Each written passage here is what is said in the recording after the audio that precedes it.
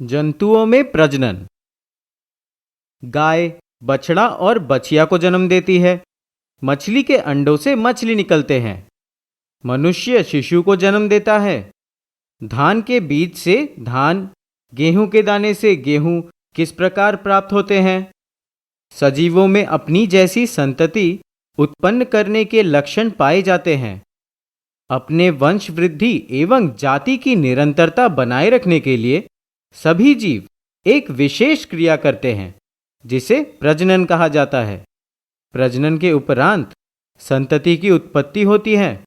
जंतुओं के संतति अलग अलग नामों से जाने जाते हैं। पौधों की तरह जंतुओं में भी प्रजनन की दो विधियां हैं, अलैंगिक प्रजनन तथा लैंगिक प्रजनन। अलैंगिक प्रजनन। जंतुओं में बिना जननांग के प्रजनन की विधि को समझेंगे कि किस प्रकार सूक्ष्म जीव अकेले अपनी संतति उत्पन्न करते हैं। परिपक्व हाइड्रा में एक या अधिक उभार दिखाई देती है। यह मुकुल है। मुकुल विकसित होता हुआ संतति है। यह परिपक्व होकर जनक हाइड्रा से विलग हो जाता है। विलग होकर मुकुल नवजात हाइड्रा का रूप ले लेता है। इस प्रकार अपनी जाति की निरंतरता बनाए रखने के लिए एक ही जनक द्वारा प्रजनन की क्रिया संपन्न होती है। इस क्रिया में किसी प्रजनन अंग की आवश्यकता नहीं पड़ती है। अलैंगिक प्रजनन की यह विधि मुकुलन कहलाता है। अमीबा एक कोशिकीय सूक्ष्म जंतु है। कोशिका के मध्य में केंद्रक होता है। केंद्रक परिपक्व होकर दो भागों में बंटने लगता है, जिससे प्रजनन की क्रिया प्रारंभ हो जाती है। अंत में अमीबा का शरीर भी दो भागों में बढ़ जाता है।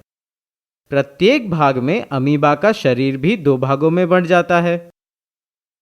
प्रत्येक भाग में विभाजित केंद्रक मौजूद रहता है। एक ही जनक अमीबा दो संतति उत्पन्न करता है। परिपक्व शरीर दो भागों में बंटकर अपना अस्तित्व खो देता है। इस प्रकार के अलैंगिक प्रजनन को, जिस प्रक्रम में कोई एक जीव विभाजित होकर दो संतति उत्पन्न करता है, द्विखंडन कहलाता है। इन दो विधियों के अतिरिक्त अलैंगिक प्रजनन की और भी अन्य विधियां हैं, जिनमें एक ही जनक द्वारा संतति उत्पन्न होते हैं। लैंगिक प्रजनन। पौधों की तरह जंतुओं में भी नर एवं मादा जननांग होते हैं। लैंगिक प्रजनन में नर एवं मादा दोनों के जननांग भाग लेते हैं। पुरुषों में उदर के नीचे अंडा के आकार का एक जोड़ा वृषण होता है, जो नर युग्मक अर्थात शुक्राणु उत्पन्न करता है। इससे जुड़ी हुई एक जोड़ा शुक्नालिका होती है, जिससे शुक्राणु गति करता हुआ शीश्न के माध्यम से बाहर निकलता है। शुक्राणु लाखों की संख्या में निकलते हैं। ये सूक्ष्म तथा एक कोशिकीय संरचना होती है। सूक्ष्मदर्शी में सिर, मध्य भाग एवं पूंछ स्पष्ट दिखाई देता है। स्त्रियों में नाभि के नीचे शरीर के अंतर मादा प्रजनन अंग स्थित होते हैं। इन अंगों में एक जोड़ा अंडाशय, एक जोड़ा अंडवाहिनी तथा एक गर्भाशय होता है। प्रत्येक माह किसी एक अंडाशय से एक अंडाणु अर्थात मादा युग्मक निर्मोचित होकर अंडवाहिनी में पहुंचता है। अंडाणु भी एक कोशिकीय संरचना है। अंडवाहिनी में शुक्राणु से संलयित होता है। संलयन की क्रिया निषेचन कहलाता है। निषेचन के बाद यह संरचना गति करते हुए गर्भाशय में आकार रोपित होने लगती है, जो परिवर्धित होकर भ्रूण में परिवर्तित हो जाता है। इस अवस्था में शिशु का सिर, पैर, नाक, आंख आदि कुछ अंग विकसित हो जाते हैं।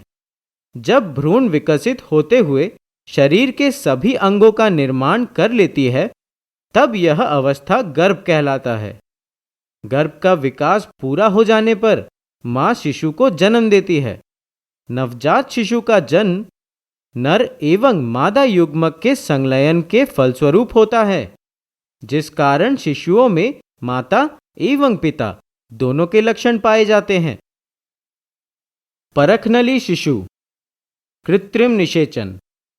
जिन स्त्रियों को शिशु उत्पन्न नहीं होता है उन्हें घबराने की जरूरत नहीं, क्योंकि अब कृत्रिम निषेचन संभव है। वह संतान उत्पन्न कर सकती हैं। कुछ स्त्रियों की अंडवाहिनी अवरुद्ध होती है, जिस कारण शुक्राणु अंडाणु तक नहीं पहुंच पाता। फलस्वरूप अंडाणु निषेचित नहीं हो पाता है। परिणाम स्वरूप इस प्रकार की स्त्रियां शिशु को जन्म नहीं दे पाती। इन स्त्रियों को समाज एवं परिवार के लोग हेय दृष्टि से देखते हैं एवं बांझ कहते हैं। अंडवाहिनी के अवरुद्ध होने की स्थिति में डॉक्टर ताजा अंडाणु एवं शुक्राणु एकत्र करके उचित माध्यम में कुछ समय के लिए एक साथ रखते हैं, ताकि शरीर से बाहर कृत्रिम निषेचन हो सके। निषेचन हो जाने पर युग्मनज को लगभग 1 सप्ताह तक विकसित किया जाता है। इसके बाद माता के गर्भाशय में रोपित कर दिया जाता है, जहां पूर्ण विकास होता है तथा शिशु का जन्म सामान्य शिशु की तरह होता है। इस तकनीक से जन्मे शिशु को परखनली शिशु कहते हैं। वास्तव में शिशु का विकास परखनली में नहीं होता, बल्कि संतान चाहने वाली मां के गर्भाशय में होता है।